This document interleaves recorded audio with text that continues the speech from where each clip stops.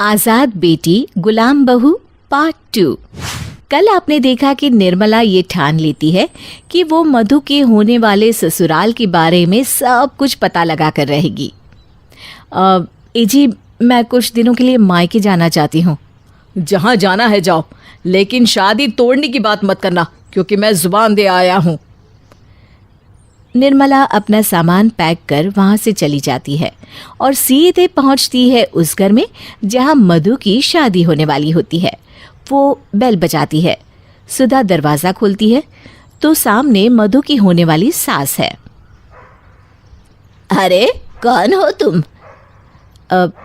Madam मैं एक बेचारी दुखियारी औरत हूँ, पति ने निकाल दिया है, आप अपने घर में रख लीजिए प्लीज़। आए हाय, मैंने तो धर्मशाला खोली है ना, जो कोई भी झोला उठाकर दरवाजे की घंटी बजा दे और मैं घर में रख लूं। आए बोलो। निर्मला वापस जाते हुए कहती है, ठीक है मैडम चलती हूँ, मैं तो बस काम चाहती हूँ, कौन सा मुझे पैसों की डिमांड थी। सुधा सोचने लगती है, साफ सुथरी औरत, वो भी बिना पैसों के घर का सारा काम करने को तैयार। अरे रुको रुको। निर्मला समझ जाती है कि कांटे में मछली फंस गई। अच्छा ठीक है, रह सकती हो तुम यहाँ, लेकिन ना कोई होशियारी नहीं। हाँ बस फिर क्या था, निर्मला उस घर में काम करने लगती है। एक दिन बाद निर्मला सुधा से कहती है, मैम एक बात बताइए ना, जब मैं फ्री में काम करने को तैयार हूँ तो आप मुझे काम पर हमेशा के लिए क्यों नहीं रख लेती? अरे क्या करना है नौकरानी का, अब कुछ दिनों में मेरे बेटे की शादी हो जाएगी। अरे वाह, ये तो बहुत अच्छी खबर है। तो क्या शादी तय है?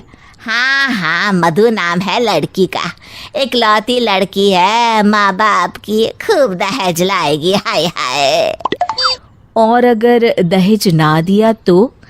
और आप मुँह से कौन ना मांगता है, इकलौती है, खुद ही देंगे, और नहीं दिया तो निकालना हमें आता है। हाय हाय। निर्मला समझ जाती है कि ये लोग लालची किस्म के हैं, पर वो सोचती है कि हो सकता है लड़का अच्छा हो। अरे रात के 2 बज रहे हैं, अभी तक लड़का नहीं आया आपका। तभी दरवाजे की बेल बजती है। निर्मला दरवाज़ा खोलती है तो सामने एक सुंदर सा लड़का खड़ा होता है, जिसे देखते ही निर्मला के चेहरे पर मुस्कान आ जाती है। वो मन ही मन सोचती है कि चलो माँ ऐसी पर बेटा तो सही है। लेकिन तभी बेटा धड़ाम से निर्मला के ऊपर गिर जाता है। निर्मला घबरा जाती है। अरे क्या हुआ? तभी पीछे से मधु आ जाती है। अरे कुछ नहीं हुआ, बस शराब कुछ ज़्यादा पीता है, चलो इसे पकड़कर कमरे में सुला देते हैं। आओ हाथ दो मुझे। लेकिन शराब पीना तो स्वास्थ्य के लिए हानिकारक है। अरे आजकल के लड़कों को कौन समझाए। हाँ अरे तो क्या इसके होने वाले ससुराल वालों को ये मंजूर है? अरे यह भी भला कोई बताता है कि जी हमारा लड़का ना बहुत ज्यादा शराब पीता है। हाय हाय, तू बिना निर्मला बड़ी भोली है। अगले दिन सुबह निर्मला मधु से कहती है, वो आपका बेटा दिखाई नहीं दे रहा है, क्या ऑफिस चला गया? ऑफिस? हाय हाय, अरे नहीं नहीं, उसकी तो नौकरी 2 साल पहले ही छूट गई थी। बड़ी अच्छी नौकरी थी वैसे। तो फिर क्या हुआ, नौकरी कैसे छूट गई? अब क्या बताऊं, किसी लड़की के चक्कर में आ गया। फिर नौकरी क्यों नहीं की? अरे मन ही नहीं करता इसे नौकरी का, कहता है मेहनत बहुत है। अरे बात भी तो सही है ना, 8 घंटे घर से बाहर निकल कर काम करो, फिर आने जाने में वक्त लगाओ। अरे लेकिन जो लड़की आएगी वो क्या खाएगी, उसकी ज़रूरतें कैसे पूरी होगी?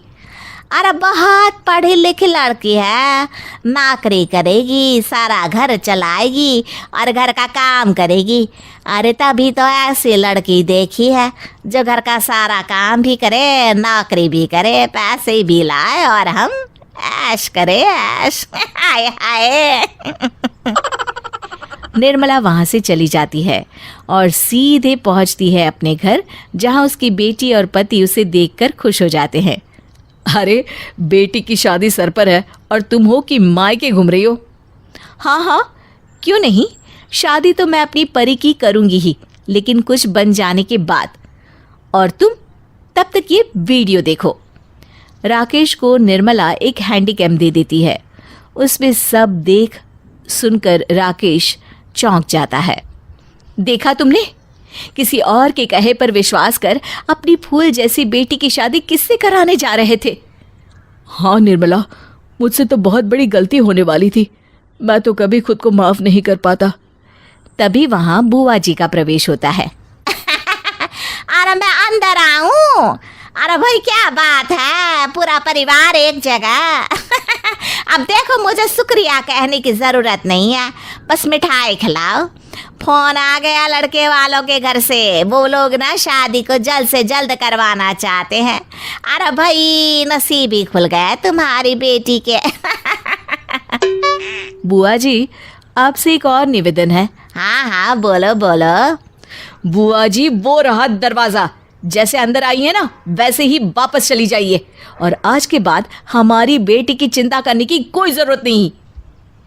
तो बेटी की शादी किसी और के कहने और भरोसे पर नहीं, बल्कि खुद की तसल्ली पर करिए, क्योंकि बेटियां हो या बहुएं, आज़ाद और बिंदास ही अच्छी लगती हैं।